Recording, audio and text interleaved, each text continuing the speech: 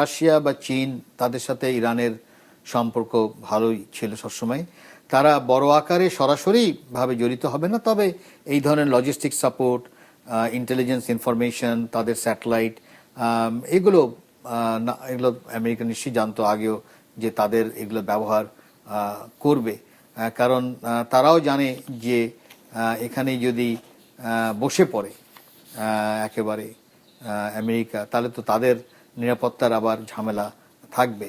আর যেহেতু ইরানের সাথে রাশিয়ার এবং এখানে চীনও বলতে হবে, তাদের একাধিক এগ্রিমেন্ট আছে এই সহায়তার ব্যাপারে, তো এটা মানে খুবই জানা যে তারা আসবে। তবে আমি মনে করি না যে কি রাশিয়া বা চীন তারা সরাসরি জড়িত হবে, তা না, কিন্তু পিছন থেকে তারা সাপোর্ট দিবে।